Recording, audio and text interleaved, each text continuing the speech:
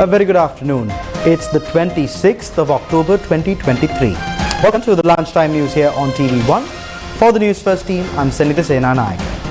Before we take a look at the stories that we've got for you in detail, let's take a look at the headlines.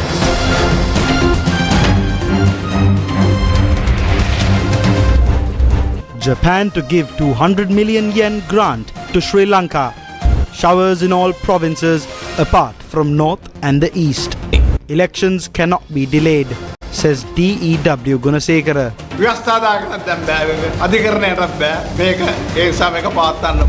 22 killed in US shootings. Attempts to close the UN representative office in the Gaza Strip. Sri Lanka to face England in Bangalore today.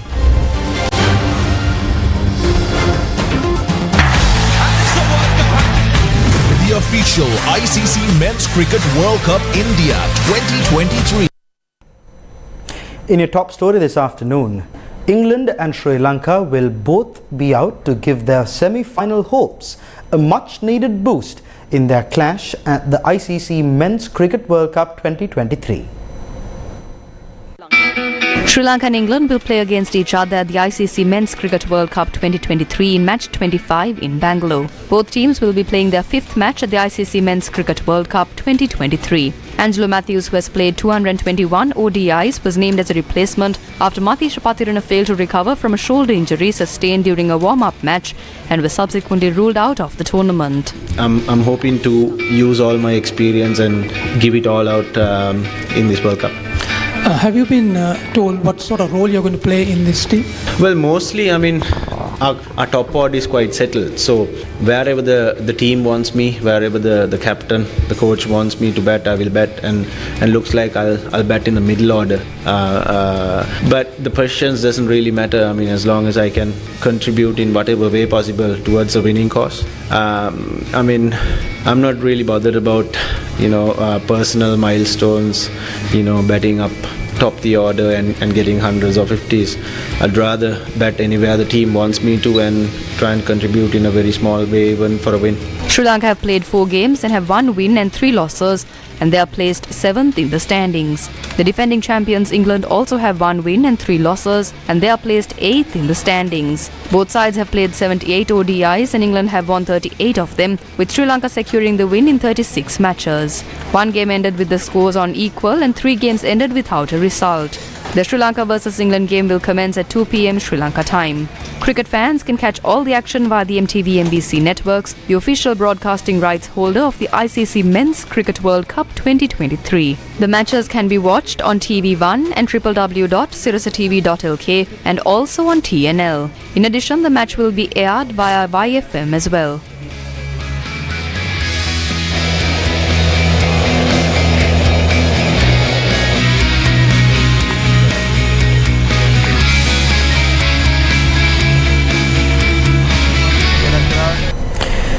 Japan will give a grant of 200 million yen, about 435 million rupees, to upgrade fisheries infrastructure in the north and eastern provinces in Sri Lanka.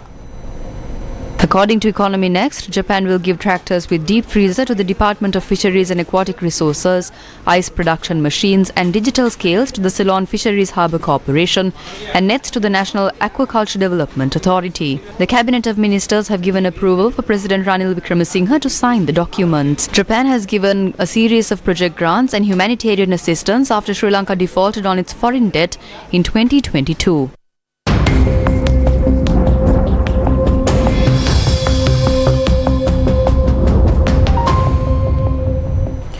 In your weather update for this afternoon, according to the Met Department, showers or thunder showers will occur at several places in the other provinces of the island after 2 p.m. except for northern and eastern provinces. Several areas in Matara were inundated yet again owing to the showers that continued for the past few days. The continuous flooding has affected daily lives of the people and vehicular movement. The Matara-Malimbada-Kadduwa road have been inundated from several areas.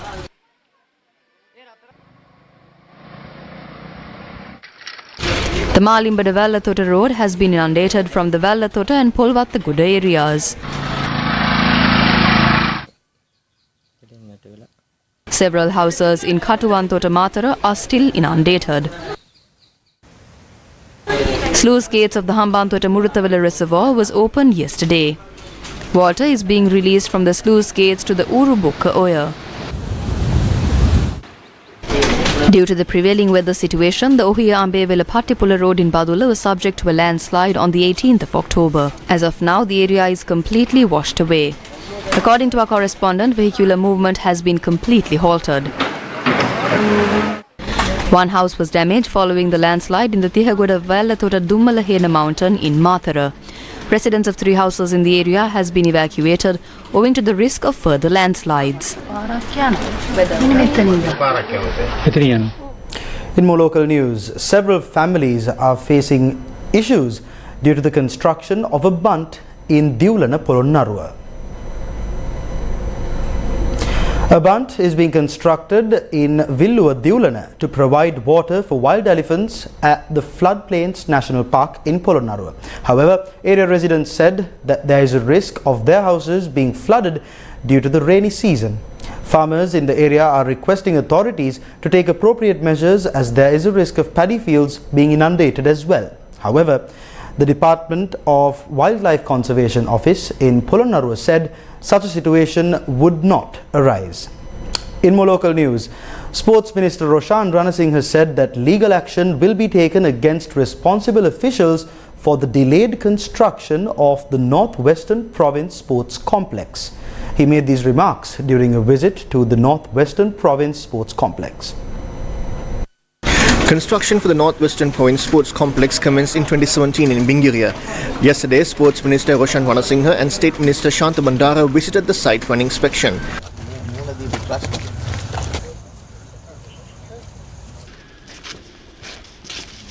The Sports Minister said that legal action will be taken against the responsible officials for the delayed construction of the complex. Several protests were held against increasing electricity tariffs. A protest was held at the Belivatta junction in Dikwalla. It was organised by the Jathika Janabala Vegya.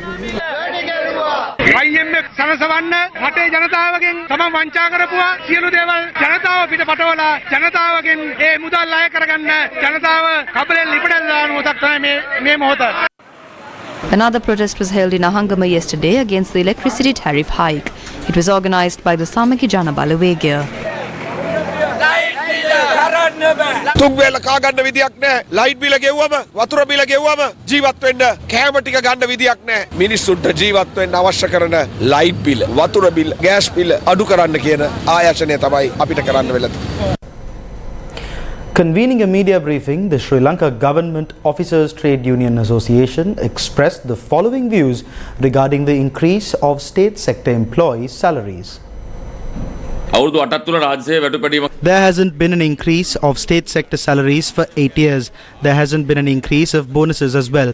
The economic conditions of the state sector employees have diminished. The electricity bills have increased by 400%. Water bills have increased. Inflation has skyrocketed. As of now, the government is trying to fool the state sector employees by presenting a small increment of salaries. Do not offer silly solutions. Increase the salaries or bonuses at least by 20,000 rupees. No single official has paid attention to this matter. They are presenting data from air-conditioned rooms. They are saying the country has recovered economically and that inflation has reduced. If that is the case, the financial burden of the people must reduce. The people must live comfortably.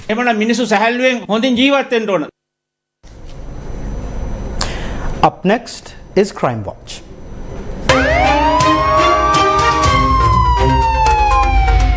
Crime Watch. Sri Lanka police commenced an investigation into the death of a security officer who was found dead behind a Beligamo dairy shop that is operated by the National Livestock Development Board. The body was found in a marsh early this morning and police said that the limbs were bound at the time of discovery. Newsfirst correspondents reported that the deceased was identified as 51-year-old K. Swaminathan, a father of 2 who was employed at the Beligamo farm for over 30 years. A 23-year-old man was beaten to death in Kilinochchi. Sri Lanka police said that he was attacked by another individual when exiting a shop, and the suspect had fled the scene after committing the crime. The victim was identified as a man who had abandoned his wife and child and returned to his father's house several days ago. Crime Watch. State Minister of Women and Child Affairs Geeta Kumarsinghe says 168 girls under the age of 16 years have been sexually abused within a month. 2023 9යි එකේ ඉඳලා 2023 9යි 30 දක්වා කියන මාසය ඇතුළත 16ට අඩු දරුවන් 168 දෙනෙක්ව දූෂණයට ලක් වෙලා. 168 children under the age of 16 years have been raped during a one-month period from the 1st of September 2023 till the 30th of September 2023. 22 of them are pregnant. If 168 children were raped within a month, we are in an unfortunate situation. Most of the time, the children were raped by a close relative. Some of the children became pregnant after having relationships with those under the age of 16 years. There are 15 such cases. 7 others were raped. It is regretful that 22 children will be born without fathers in future, and this was within a month. අනාගතයේදී පියවරුන් නැති දරුවන් 22 දෙනෙක් මාසයක් ඇතුළත මේ ලෝකයට බිහි වෙනවා කියන කනගාටුදායක ආරංචිය කියන්න වෙනවා. Sri Lanka's Education Ministry has expressed its regret over the attack on the protest launched by school teachers and principals in Pelavatta Battaramulla on Tuesday. The Education Ministry said that such an incident taking place at a time when teachers and principals were seeking solutions to their issues was regrettable. A statement added that the incident took place when the Education Minister was overseas for a conference, and it added that the minister had expressed his apology to the teachers and principals who were severely inconvenienced by it. On Tuesday afternoon, school teachers, principals and advisors engaged in a protest march, citing several demands. Sri Lanka police fired tear gas and water cannons to disperse the protesters.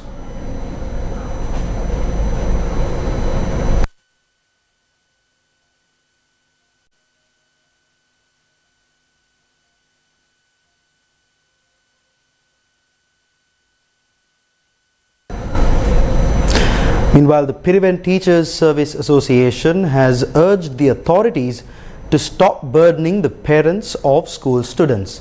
The chairman of the Piriven Teachers Service Association, Venerable Wakamule Udidathero, said that 6% of GDP must be allocated for education.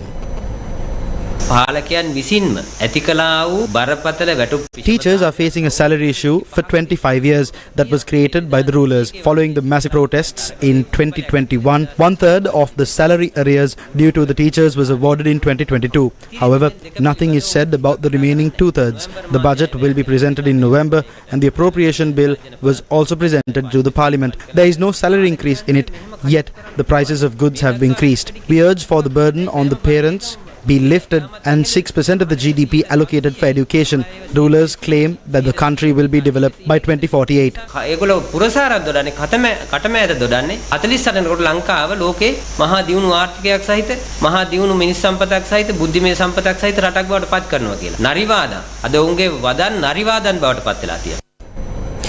Minister of Labour and Foreign Employment Manushana Naikar said several laws have been prepared to change the existing system in the country.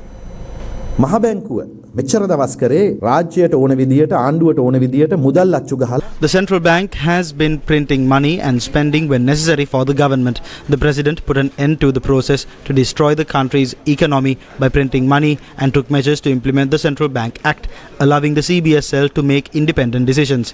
So now when institutions are running at a loss, they cannot obtain funds from the treasury to operate. As a country, we hope to spend state funds on health, education, security and welfare.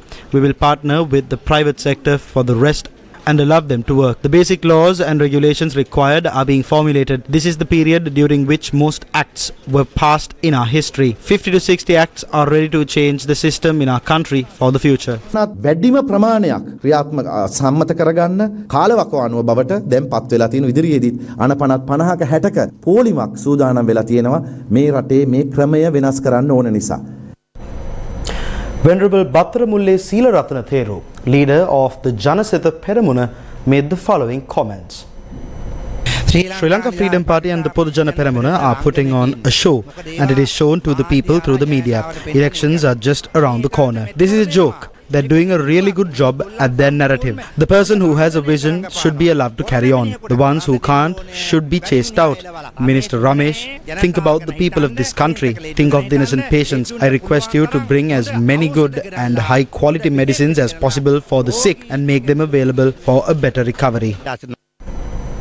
Taking a look at a story that has made headlines, Chairman of the Communist Party of Sri Lanka, D.E.W. Gunasekara, said the parliamentary election and the presidential election cannot be postponed. The constitution doesn't allow the postponement of a parliamentary election, but it can be expedited. The constitution doesn't allow for the postponement of a parliamentary election or the presidential election. We trust that the Supreme Court will not allow the government to do so, because the local government election and the provincial council election operates outside of the constitution. Under other local government regulations, the executive has the authority, but the executive has no authority over these two. The legislature and the judiciary can't delay it either, so it needs to be held. We have no doubts regarding this. Shaman attached to the Sinigama Devol Mahadevalaya stepped away from their rituals and protested at the main entrance today. One shaman reportedly got on to the Dragon's Gate located at the entrance to the Devalaya to protest. The shaman are protesting, citing that the financial activities at the Sinigama Devol Mahadevalaya lack transparency. The post of custodian of the Sinigama Devol Mahadevalaya remains vacant, and the operations are controlled by a department. First with the people. Sri Lanka's Union Bank said CG Capital Partners Pte Limited, a unit of Nepali businessman Binod Chowdhury CG Group, is now its ultimate controlling shareholder following the indirect acquisition of its main stakeholder. This is reported by Economy Next. According to Economy Next, Singapore-based CG Capital Partners Global Pte Limited had acquired Culture Financial Holdings Limited from TPG Asia VISF Pte Limited after approval was given by Sri Lanka's Finance Minister last month. Culture Financial Holding held 70% of Union Bank as of the 30th of June. Quoting the bank, Economy Next reported the board of directors was formally informed that the transactions had been completed on the 24th of October. In a statement, Chairman of CG Corp Global, Binod K. Chowdhury said, quote, "This is a major investment towards the financial service sector in Sri Lanka and to Union Bank," unquote.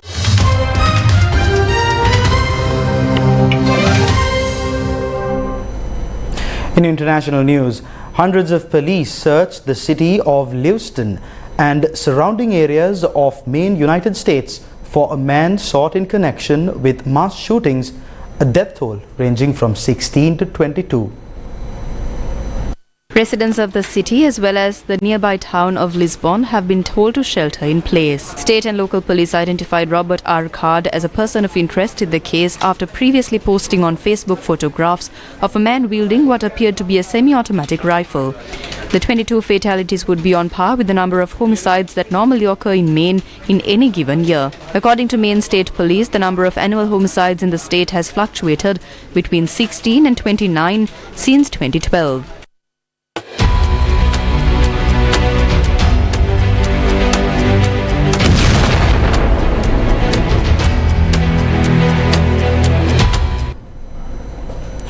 Russia and China vetoed a US push for the United Nations Security Council to act on the Israeli-Hamas conflict. The United States called for pauses in fighting to allow humanitarian aid access the protection of civilians and a stop to arming Hamas and other militants in the Gaza Strip. The United States put forward a draft resolution on Saturday as global outcry grew over a worsening humanitarian crisis and mounting civilian death toll in Gaza. China's UN ambassador said that the draft submitted by the US doesn't reflect the world's strongest call for a ceasefire and end to the fighting. Russia's UN ambassador accuses the US of putting up a draft resolution that represented Security Council authorization of a ground offensive in Gaza by Israel. After the double veto, the Security Council then voted on a rival Russian-drafted text that called for a humanitarian ceasefire and withdrawal of Israel's order for civilians in Gaza to relocate south ahead of a ground assault. On the other hand, UN reports that hospitals in the Gaza Strip are taking emergency cases only as the fuel supply is running out. Israel is blocking new fuel deliveries to Gaza, saying they could be stolen and exploited by Hamas for military purposes. It accuses Hamas of stockpiling hundreds of thousands of liters of diesel and refusing to share it. The WHO representative said that hospitals supported by the UN agency were running generators at minimum levels only for life-saving operations. Israel stopped supplying electricity to Gaza following Hamas's attacks. The territory was left dependent on backup generators after its sole power station ran out of fuel on the 11th of October.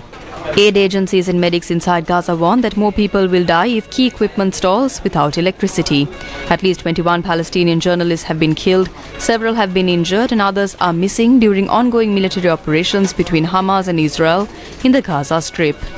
The International Federation of Journalists and the Palestinian Journalists Syndicate condemned the killings and continued attacks on journalists. The IFJ calls for an immediate investigation into their deaths.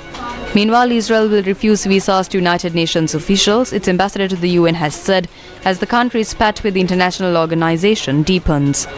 Israeli ambassador to the UN has made the statement on Wednesday, according to Israeli media, as the fallout from the UN chief's speech at the Security Council the previous day continues. And that brings us to the end of this edition of Lunchtime News here on TV1. For the Newsfirst team, I've been Sri Lanka. Take care and stay safe.